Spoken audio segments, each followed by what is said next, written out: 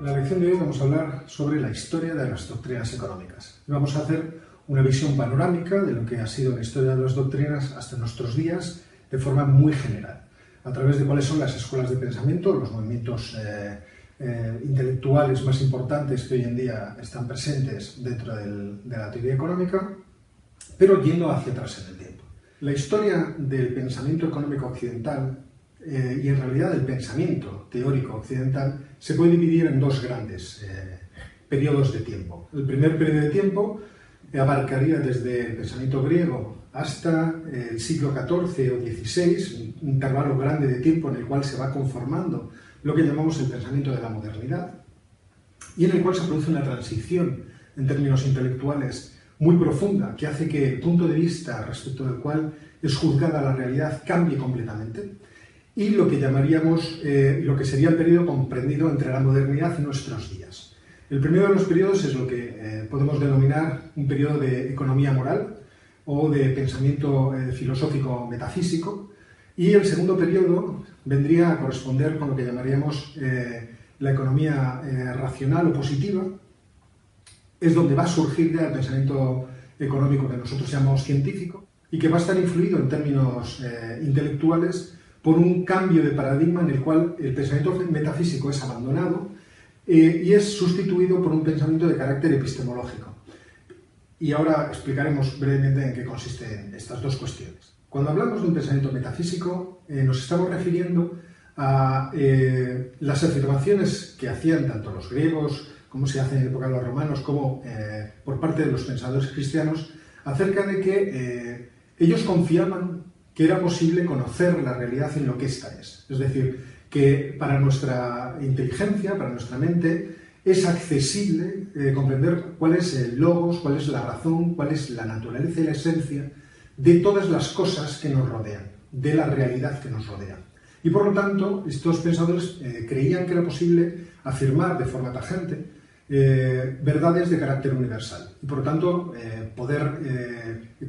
enunciar o poder afirmar de forma taxativa qué cosas son buenas y qué cosas son malas, qué cosas son verdaderas y qué cosas son falsas, qué cosas son justas y qué cosas son injustas. Desde este punto de vista, tanto los griegos como los pensadores cristianos tenían una visión acerca de lo que era el hombre, una visión que planteaba un ideal hacia el cual la acción de las personas y la propia transformación de las personas debía orientarse para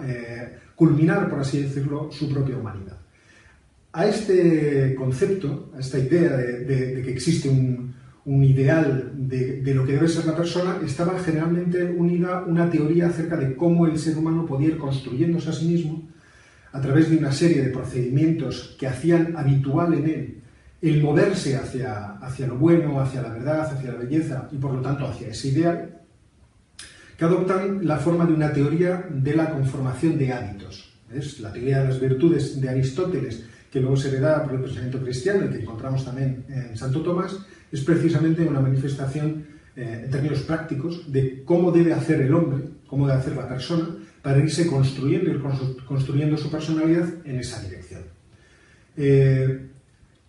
Esta visión de que nosotros podemos confiar en nuestra capacidad intelectual para conseguir construir verdades que vayan a ser ciertas en todo momento y en todo lugar, sin embargo, comienza a ser discutida por determinados pensadores también cristianos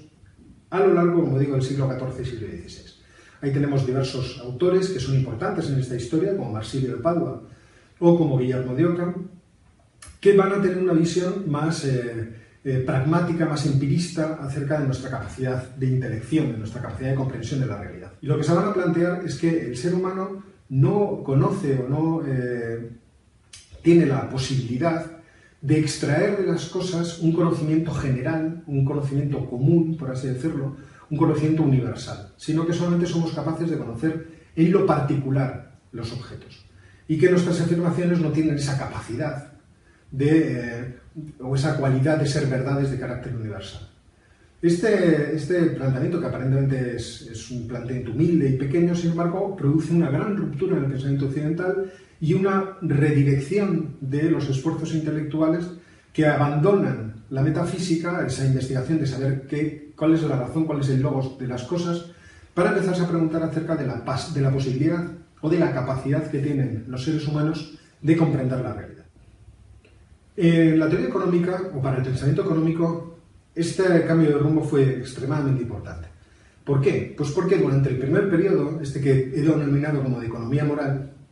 los pensadores lo que trataban era de comprender si la sociedad o la forma de organización social o incluso los problemas sociales que se iban encontrando las personas eran buenos o malos en función de alcanzar el ideal de ser humano que se tenía en cada momento o que se enunciaba por parte de los pensadores o de la comunidad en cada momento. En el caso, por ejemplo, del pensamiento cristiano, los pensadores lo que están haciendo es tratar de juzgar si realidades económicas y sociales concretas son favorables o no para que la gente pueda alcanzar ese objetivo de salvarse, es decir, puedan construir su personalidad de forma virtuosa y orientarse hacia la posibilidad de la salvación. Los griegos también pensaban desde este punto de vista cuando se planteaban el ideal del arete, es decir, esa visión ideal de cómo debe ser el ciudadano griego ateniense, en el caso de Atenas, prototípico, ¿no? al cual todos los ciudadanos atenienses deberían tratar de conformarse. Esa transición del siglo XVI en que cambia el pensamiento teórico hacia un pensamiento más empirista, más pragmático, en el cual la epistemología tiene una mayor importancia en la reflexión de los pensadores teóricos, tiene una influencia también fundamental en el pensamiento económico, como no podía ser de otra forma. Es decir, ese cambio de visión, esa forma de mirar para otra parte que va a tener el pensamiento en Occidente, también influye o afecta a la forma en la que se van a pensar los problemas sociales. Durante 3 siglos, del XVI al XVIII, XVI, XVII y XVIII, ese tipo de pensamiento depende mucho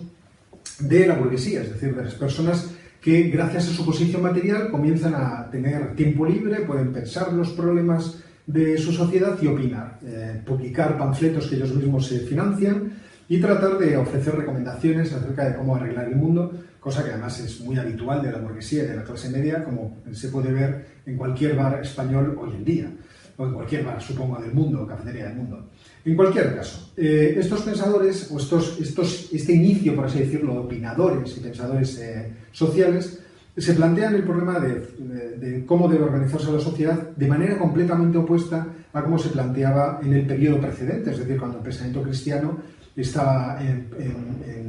pleno auge y por lo tanto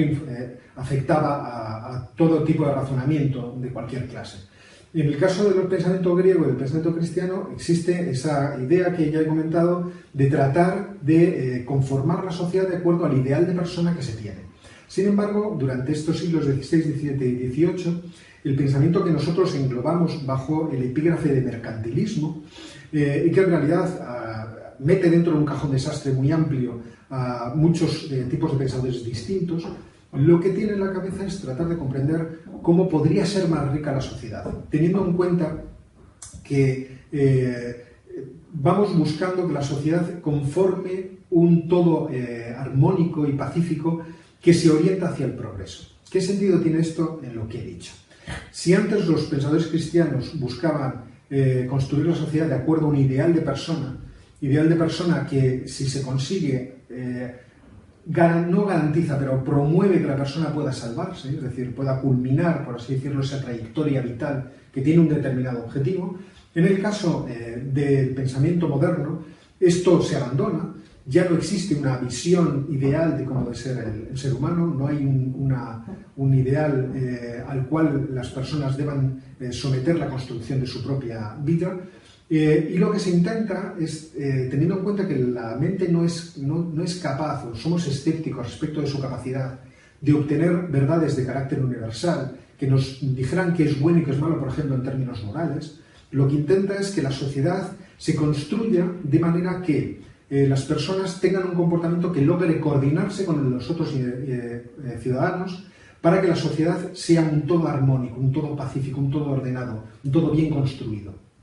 Y que además tenga este plus de tratar de conseguir el progreso material y el bienestar material de las personas. Y esto es visible en casi todos los pensadores de la época importantes, por ejemplo, Thomas Hobbes, que comienza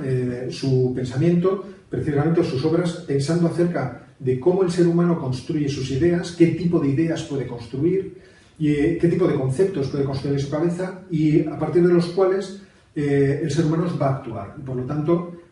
Hobbes lo que trata es de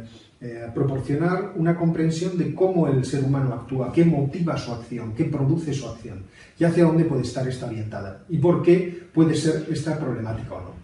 Generalmente todos estos autores como John Locke, David Hume, incluso el propio Adam Smith, lo que van a plantearse es que cuando el ser humano recibe a través de sus sentidos información del mundo externo, esa información se convierte en ideas en la cabeza a través de procesos de asociación, de tratar de buscar semejanzas y disimilitudes, va creando un conocimiento que está trufado, que está impregnado, muy influido por la sentimentalidad, por los propios sentimientos. Y por lo tanto, en todos ellos suele aparecer una especie de taxonomía, una clasificación, no una taxonomía. Suele aparecer una clasificación de estos sentimientos, teniendo en cuenta cuáles son los que afectan más, los que motivan más a la acción de las personas, los que tienen una mayor tracción, por así decirlo, del comportamiento de las personas. Y generalmente fijándose en la vanidad como el sentimiento que va a tener más preponderancia, que va a afectar más a la acción y al comportamiento de los seres humanos. Y esta pasión suele ser siempre un elemento disruptivo, generalmente porque se manifiesta en la necesidad de hacerse con una gran cantidad de bienes para alimentarla. Y esto produce ruptura dentro de la sociedad y la necesidad de buscar soluciones para que a través de la acumulación de más bienestar material la sociedad se ordene y se comporte de forma armónica y pacífica. Sin embargo, este tipo de pensamiento, aunque da con la clave de que hay que dar una definición de cómo es el ser humano para tratar de ir construyendo luego el pensamiento social que se deriva de esa teoría de la acción de las personas, no lo hace de forma totalmente sistemática. Adam Smith lo inicia de forma muy clara, es transmitido a otros autores como David Ricardo, John Stuart Mill, incluso el propio Carlos Marx, creando lo que llamamos la escuela clásica. Pero en realidad ahí no existe todavía esa forma de construcción más sistemática, más rigurosa, que vamos a encontrar a partir de 1870. A partir de 1870 se produce una casualidad. Quizá esas ideas estaban por allí bulliendo en el aire y hay un grupo de autores o de pensadores que las cazan al vuelo y las hacen aterrizar en sus obras.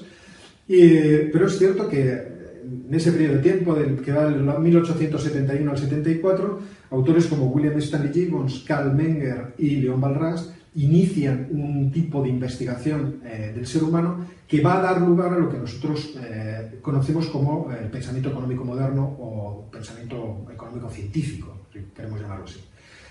William Stanley Gibbons y Leon Walras dan origen a lo que llamamos la escuela neoclásica, una generación de autores en la que va a haber autores muy importantes como Knut Wicksell, Wilfredo Pareto, Luigi Amoroso, Maffeo Pantaleoni o, por ejemplo, Irving Fisher, el gran economista americano. Lo que van a hacer es ir codificando un cuerpo doctrinal que después va a ir a lo largo del tiempo evolucionando y que llega hasta nuestros días en el cuerpo doctrinal económico más importante de todos, el que se enseña en más universidades, que tiene más profesores dedicados a la investigación y que en cierto modo más se ha desarrollado, a pesar de sus propias limitaciones. También está el surgimiento de la escuela austríaca con la obra de Karl Menger, con los principios de economía política que escribe en 1871, y dentro de la evolución de la economía neoclásica, en cierto modo también está implícita la aparición de la teoría keynesiana, porque al fin y al cabo Keynes, cuando escribe la teoría general en 1936, lo hace como una reacción en contra del fracaso de la escuela neoclásica en prever la crisis de 1929. Keynes, que surge con un programa de investigación que es destructivo para la escuela neoclásica, sin embargo, como muere en 1946 y realmente sus discípulos quedan un tanto fraccionados, es subsumido, parte de su mensaje subsumido es adoptado por la escuela neoclásica, introducido dentro de algunos modelos matemáticos y persiste dentro de la escuela neoclásica hoy en día en forma de lo que llamamos la escuela neo-keynesiana. En los tiempos más recientes, ese subsumir a Keynes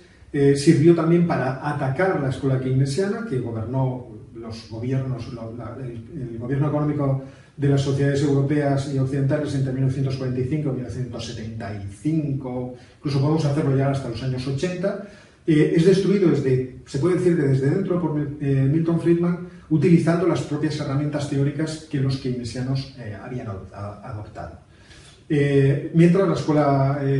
austríaca va a su bola, sigue su propio destino de maestros a discípulos, pasándose por así decirlo, la antorcha unos a otros, desde Menger, Bombaber, Mises, Hayek, Israel Kirzner y los modernos, Peter Boitke y compañía, hasta llegar, por ejemplo, al autor austríaco más importante que seguramente hay ahora mismo en el mundo, que es un catedrático español, el profesor Jesús Huerta de Soto, y conformando lo que es hoy en día, por así decirlo, la pelea doctrinal que existe entre dispersas escuelas. El keynesianismo se rompe en una escuela post-keynesiana que no es tampoco unitaria, sino que tiene diversas peculiaridades, además de una biografía. No es lo mismo la escuela post-keynesiana justo después de Keynes, con Joan Robinson, Harcourt y compañía, las polémicas sobre el capital de la escuela de Cambridge, o la escuela del realismo crítico de Tony Lawson y de Bashar y compañía, u otras derivaciones que ahora mismo, por ejemplo, están en plena actividad, como por ejemplo es la modernización o la aplicación de la hipótesis de fragilidad financiera de Heitman-Minsky por Steve King a modelos no lineales, hacia modelos económicos en los cuales se utilizan ecuaciones no lineales.